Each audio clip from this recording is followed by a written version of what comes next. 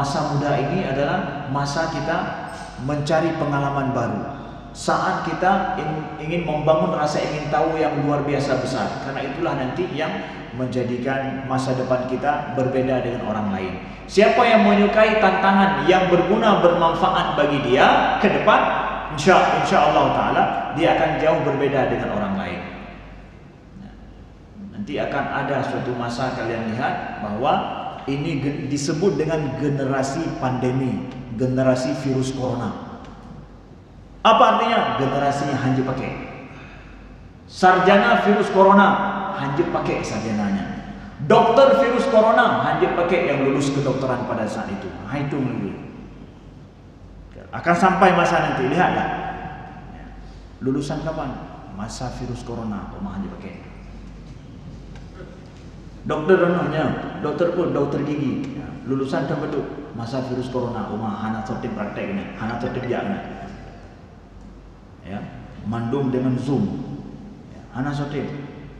Maka hari ini ya sadar, ya, cari cara sendiri, ya. Mau kuliah di mana saja, cari privat atau cari kelompok-kelompok belajar khusus untuk apa? Menyelamatkan diri sendiri. Berselamat dro, mau tanya 5 dro, belajar khusus privat dengan dosen sepat misalnya. Atau perlu ada dosen-dosen juga yang untuk apa? Meluangkan waktunya, bantu mahasiswa kita yang hanya jadi tatap muka secara khusus belajar, terima mereka di rumah kita dalam kelompok kecil misalkan apa? Selamatkan mereka. Selamatkan mereka. Kalian harus tahu, nanti menyahana kita tanggulangi seperti ini, kalian tidak sadar kondisi yang seperti ini, anjir ngui. Malah tidak boleh sarjana Covid. Tidak ada guna nantinya. Maka selamatkan diri kalian dalam kondisi yang seperti ini. Baik, maka di akhir daripada bagian ceramah kita pada hari ini adalah dengan kondisi yang seperti ini, bangunlah. Mari kami mengajak kita, harapan jangan pernah pupus. Harapan kita yang lebih baik ke depan jangan pernah pupus. Dan ini sunnah Nabi Shallallahu Alaihi Wasallam, sunnah Rasulullah, menanamkan harapan kepada para sahabat. Bagaimana itu? Pernah satu kisah ini terjadi di Madinah. Kisah antara Nabi Shallallahu Alaihi Wasallam dengan Adi bin Hatim At-Ta'i. Adi bin Hatim At-Ta'i. Adi ini adalah anak daripada Hatim. Hatim ini terkenal sekali, anak orang yang sangat pemurah sekali dan memuliakan tamu di negeri Arab. Itu ikon memuliakan tamu itu Hatim At-Ta'i. Ya. Dia punya anak bernama Adi. Adi ini ya, dia menjadi salah seorang pemuka dan dia beragama Kristen. Dia juga pemuka kaumnya. Dan dia tidak mau masuk Islam. Sampai Nabi heran, kenapa dia tidak mau masuk Islam padahal dia cerdas orangnya. Karena Nabi ya menganggap bahwa siapapun orang yang cerdas dia pasti akan paham Islam dan akan masuk Islam dengan sendirinya. Itulah pesan Nabi kepada Khalid bin Walid dulu misalkan. Sampai Nabi bilang bahwa wahai Khalid, kamu kan cerdas, apa yang menyebabkan kamu terlambat masuk Islam? Ya. Seakan Nabi ingin menyatakan yang cerdas-cerdas itu pasti cepat masuk Islam.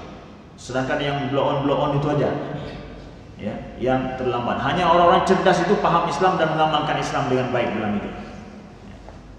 Hatim At-Ta'i ya. Ini Adi bin Hatim At-Ta'i setelah melihat ya,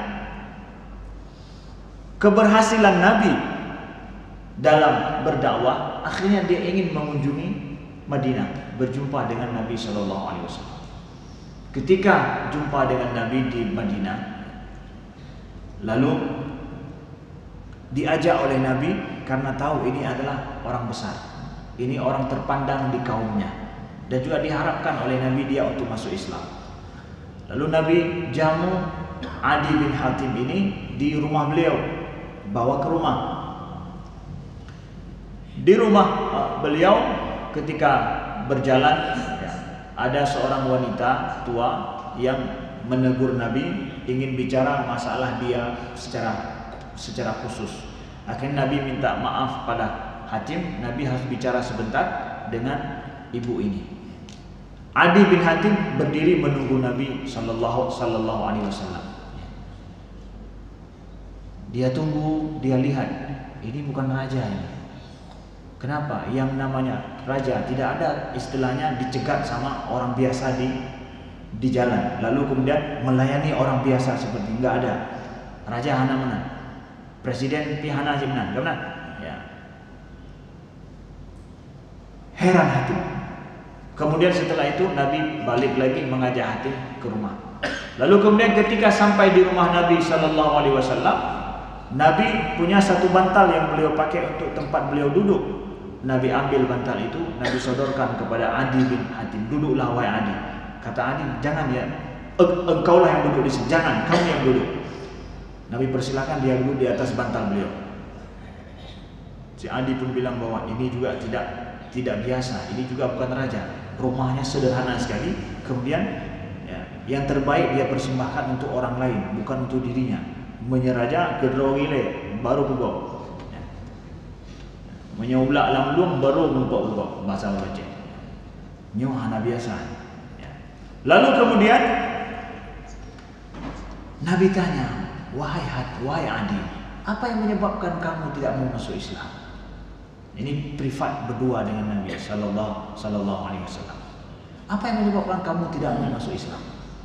Apakah kamu pikir karena kondisi mencekam masih saat ini, musuh Islam sangat banyak, musuh kami sangat banyak, sedangkan kami adalah orang kecil, sehingga kamu tidak yakin dengan Islam ini?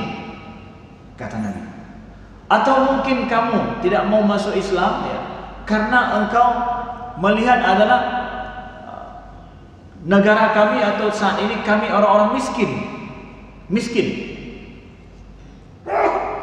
Atau kondisi engkau melihat rasa tidak aman yang saat ini sedang kami jalani atau kami alami.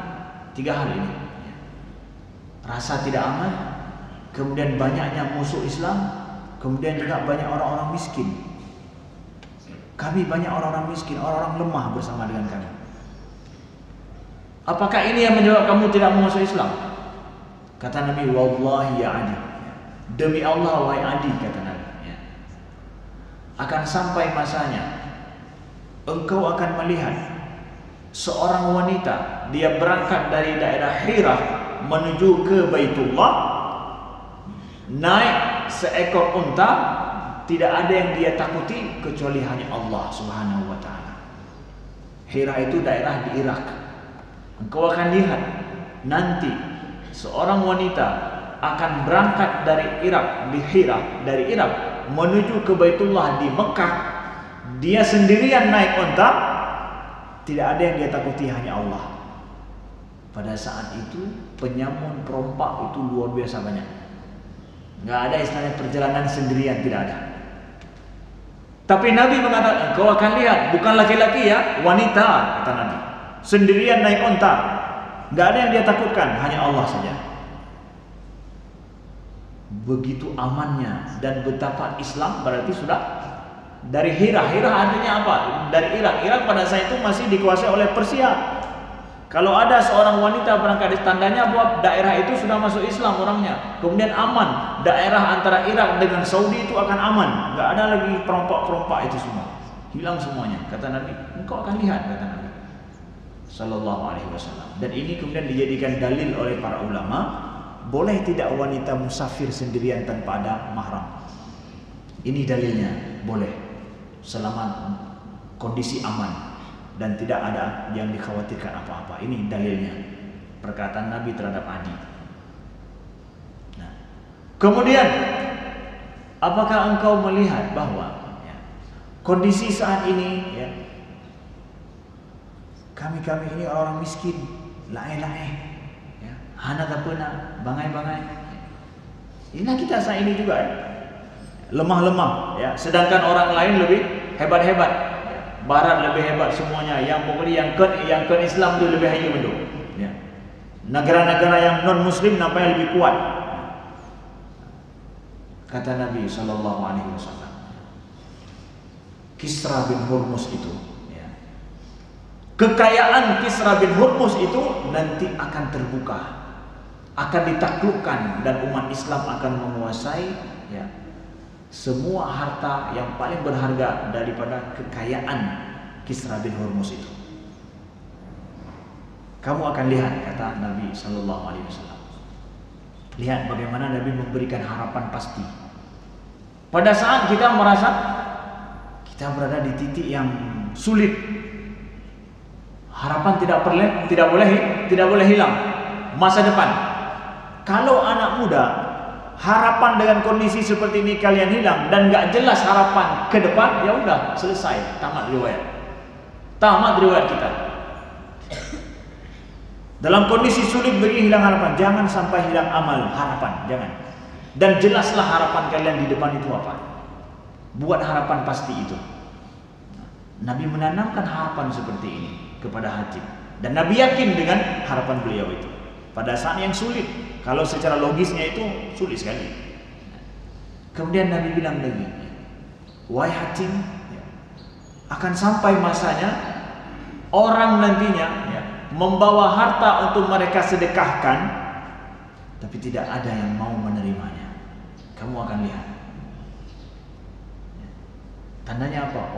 Orang Islam kaya-kaya semua, nggak mau terima sedekah. Sedekah itu punya sedekah hampir. Sedekah tidak mau. Pada saat hari ini ramai-ramai minta sedekah. Ya. Mentalitas miskin. Ya. Tapi pada saat sedekah itu tidak mau diterima, mentalitasnya kaya. Sedekah itu punya orang miskin, punya orang fakir. Makanya Nabi tidak menerima sedekah. Yang Nabi terima apa? Hadiah. Hadiah itu boleh antara orang kaya dengan orang kaya, orang miskin dengan orang kaya. Orang kaya boleh terima hadiah dari orang miskin, boleh. Tapi sedekah hanya dari orang kaya pada orang miskin. Yang menerima sedekah itulah mentalitas miskin. Ya. Merupakan jaga kalinya. Oh, alhamdulillah. Wate hanai buhnan, bukan hanai buhnan lole BLT. Ya. Bungeh loh, ya. Marah lagi. Kenapa saya nggak ditaruh di dalam nama-nama fakir itu supaya dapat ini? Hai don hanai buh, alhamdulillah wati kaya. Ya. Ya. Nggak ditaruh nama itu, ngapain marah-marah? Senanglah. Alhamdulillah hanai itu membeli dalam fakir dan miskin. Ya. Hanai boleh, alhamdulillah. Ini enggak marah-marah, cari nama, cantumkan nama saya dalam penerima sedekah BLT fakir miskin itu. Mentalitas betul-betul mentalitas miskin. Nah, kemudian ceritanya adalah Adi bin Hatim mengatakan bahwa apa yang Nabi ceritakan pada dia ini betul-betul kemudian membekas pada Adi. Bahwa dilihat Nabi itu jujur ketika ngomongnya, meyakinkan sekali. Karena Adi orangnya adalah pembesar, pembuka, harus diberikan harapan banyak juga, harapan besar. Nah, dia masuk Islam dia, dan dia mengatakan bahwa setelah Nabi meninggal, Nabi wafat, masuk ke kekhalifahan Abu Bakar, masuk pada kekhalifahan Umar, dia melihat bahwa demi Allah aku melihat ada 2 orang wanita, setelah ditaklukkan Persia oleh Umar, aku melihat ada wanita berangkat dari Hira menuju ke Ka'bah sendirian, bukan 1 orang wanita, bahkan 2 orang wanita pernah aku lihat, 2 kali pernah aku lihat. Sebagaimana sabda Nabi Shallallahu Alaihi Wasallam, itu daerah semua sudah steril, sudah masuk Islam, orang sudah masuk Islam. Nah, orang mengamalkan Islam, perompak itu sudah tidak ada lagi, dibasmi semuanya, sudah selesai. Betul-betul kemana-mana saja pergi ke luar negeri, mesingapi hanekat urung, apalagi orang aman betul. Kata Adi, demi Allah aku melihat itu. Nah, ini juga jadi dalil bukti bahwa pada saat kondisi aman, bagi seorang wanita boleh musafir sendirian. Artinya boleh musafir tanpa ada mahramnya, tidak masalah, boleh. Ini dijadikan dalil oleh para ulama. Jadi jangan pikir bahwa semua para ulama mengatakan bahwa haram hukumnya keluar seorang wanita dari rumahnya tanpa ada mahram misalkan. Enggak semua para ulama berpendapat demikian. Ada kondisi kondisionalnya. pergi haji misalkan ya, dalam kondisi pergi aman di tempat haji, kemudian ada banyak orang lain yang apa namanya, yang menjaga wanita ini, maka boleh pergi, tidak ada masalah. Itu para ulama menyatakan demikian adanya. Jadi jangan nampak bahwa keluar dari rumah saja sudah haram bagi seorang wanita hanya gara-gara tidak ini. Enggak semua ulama berpendapat demikian. Lalu kemudian Adi bilang lagi bahwa aku melihat bahwa ya, ontaku lah ya, termasuk onta yang pertama sekali masuk ke tempat harta kekayaan dari para Kisra bin Hurmuz pada saat ditaklukkan Persia. Adi ini termasuk di antara tentara, dan dia ikut berperang, dan termasuk dialah yang ontanya yang pertama masuk ke dalam istana Kisra itu. Dia sendiri menjadi saksi sejarah, bukti apa yang dikatakan oleh Nabi Shallallahu Alaihi Wasallam, akan sampai masanya engkau akan lihat bahwa kekayaan Kisra bin Hurmuz itu terbuka diambil oleh umat Islam. Nah, kemudian yang ketiga, yang kata Nabi apa? Akan banyak harta di kalangan umat Islam, kemudian ada orang yang mencari siapa mau terima, nggak ada yang mau terima.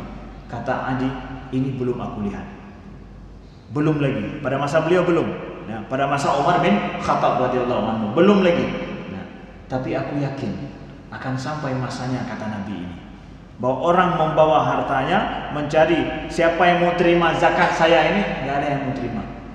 Memputar-putar bantabohnya, bayangkan 24 jam dia cari orang yang penerima zakatnya, nggak ada yang mau terima. Kiban, hodame pengen.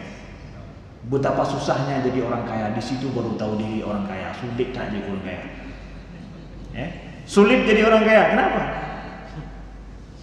Nggak akan sah agama ini kalau zakat belum ditunaikan. Cari orang miskin sulitnya minta ampun. Nah, di saat itulah saya tidak mau jadi orang kaya.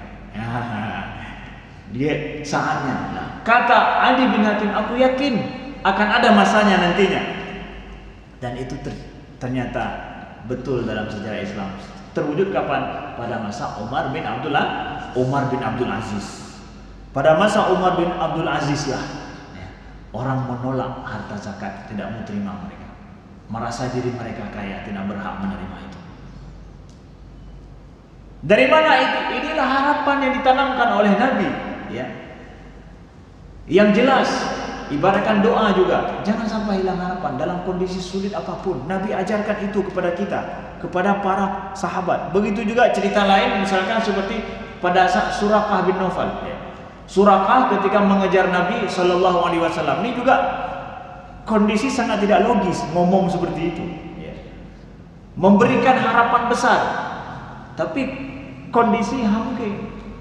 Nya bahasa orang tanya Aceh pegang bawa apa nani pegabau luar negro kalau kieu nekrut. Kalau kieu ngom. Ya bahasa orang Aceh ya. Pegabau luar negro kalau kieu ngom. Ngom apalah bahasa ininya? Bak ngom Itu bak ngom ya. Yang dipakai sebagai untuk apa? Seperti enceng gondok itu, bapak punya enceng gondok ya. Nah, jadi maaf ya, lihat pada saat ini adalah kisahnya Nabi Shallallahu Alaihi Wasallam kan ketika beliau berhijrah itu dikejar oleh Suraqah. Ya. Berhasil akhirnya orang Quraisy tidak mendapati Nabi di Gua Thur. Ya. Nabi turun berangkat dengan Abu Bakar. Ternyata lewat jalan yang tersembunyi itu juga diketahui oleh Suraqah bin Nawfal, karena dia pada saat itu adalah dijanjikan oleh orang Quraisy untuk mendapatkan 100 onta kalau mendapatkan Nabi. Betul-betul bernafsu dia untuk membunuh Nabi Shallallahu Alaihi Wasallam. Kita tahu akhirnya pada saat dia kejar Nabi, ontanya terperosok ya. Beberapa kali terperosok ontanya, sehingga Suraqah bilang, alimtu annahu mamnu. Aku tahu, di sini aku paham, kata Suraqah, bahwa Nabi Muhammad itu terjaga, ada yang menjaganya. Nggak mungkin untanya terperosok tidak bisa untuk sampai ke depan Nabi Sallallahu Alaihi Wasallam. Sampai akhirnya dia panggil Nabi dan dia angkat bendera putih lah istilahnya. Tidak ingin untuk mengganggu. Kemudian Nabi berjumpa dengan Suraqah. Di sini ya, Nabi menjanjikan kepada Surakah, aslim Islam, kata Nabi. Masuklah Islam wahai Surakah, kamu akan selamat. Masuk Islam, kamu akan selamat. Nabi tawarkan Islam kepada Surakah. Tapi dia tidak mau. Enggak mau dia. Enggak mau masuk Islam pada saat itu. Kata Nabi sallallahu alaihi wasallam, "A'iduka ya Surakah, wahai Surakah, aku janji padamu." Kamu tahu sawari Kisra, perhiasan raja Persia, kamu tahu? Perhiasan, karena ini cari harta dia kan? Cari apa? Cari harta dia, onta, karena onta 100 onta dijanjikan kalau dapat Nabi. Kan Nabi bilang, "Wahai Surakah, masuk Islam, kamu selamat." Kenapa saya harus masuk Islam? Saya tidak mau masuk Islam. Kata Nabi, "Wahai Surakah, kamu lihat perhiasan Kisra." Mungkin dia pernah nonton TV, lihat ada perhiasan Kisra, tahu dia, ya. Itu adalah harta yang paling berharga yang dimiliki oleh raja. Kamu tahu itu? Iya. Kamu mau pakai? Masuklah Islam, kamu akan pakai itu. Aku janji padamu. Ini kan begah balik, ya. Dia berangkat dari Mekah saja harus sembunyi-sembunyi, udah menjanjikan perhiasan raja Persia untuk orang lain. Sangat tidak masuk akal rasanya. Ya Rasulullah, Anda saja saat ini harus seperti ini, berdua, nggak ada yang melindungi, udah menjanjikan yang itu. Sangat sulit sekali untuk paham, untuk logis, tidak logis sekali rasanya. Tapi lihat, begitulah harapan. Bagaimana Nabi menanamkan harapan pada dirinya dan yakin dengan apa yang akan terjadi ke depan yang lebih baik, tawakalnya pada Allah Subhanahu wa taala. Walaupun Nabi enggak melihatnya, tapi harapan itu besar ada. Walaupun hari ini kita ini, ya, mungkin enggak akan mendapatkan kondisi lebih baik sampai kita meninggal, harapan kita jangan sampai walaupun anak saya dia akan melihat seperti ini. Harapan kita itu ada ke depan, dan kita bekerja untuk harapan ini walaupun nggak kita capai pada masa kita hidup. Surakah kemudian, ya, bilang dia masuk Islam setelah itu. Pada saat kemudian, ya, dia terlambat juga masuk Islam, ya. Ketika Umar bin Khattab pada saat beliau taklukkan Persia, ya, semua harta itu dibawa ke Madinah, ya, dibawa ke Madinah. Nah, di antara harta-harta kekayaan itu adalah perhiasan raja Persia ini, raja Kisra ini, ya. Umar panggil, "Aina Surakah, Aina Surakah, Aina Surakah." Ketika beliau memegang perhiasan berharga itu, "Di mana engkau Surakah?" Umar menangis, kekrik Umar, demam. "Wahai Surakah, inilah janji Rasulullah padamu. Ambil ini wahai Surakah." Janji Rasul hanya engkaulah yang berhak memakai. Ini janji Nabi. Aku tunaikan janji Nabi yang puluhan tahun beliau janji padamu. Nabi enggak melihat itu, tapi beliau berjanji. Tidak sanggupkah kita seperti itu? Jadi walaupun rasanya bawahnya simu delon handun kalem, tapi harapan lebih daripada kita hidup. Nyoka umur doain, harapan lebih doain daripada umur lo. How damai? Jangan begitu. Islam bukanlah orang-orang kerdil. Islam itu mentalitas, enggak mentalitas kerdil. Nah, adik-adikku sekalian, ya, bangun harapan itu, ya. Walaupun mungkin tidak cukup umur kita untuk mencapainya, itulah harapan menjadikan kita lebih maju, lebih baik ke depan. Amin ya rabbal alamin. Sekian, mohon maaf atas segala kekurangan. Subhanakallahumma wa bihamdika, asyhadu an la ilaha illa anta, astaghfiruka wa atubu ilaika. Assalamualaikum warahmatullahi wabarakatuh.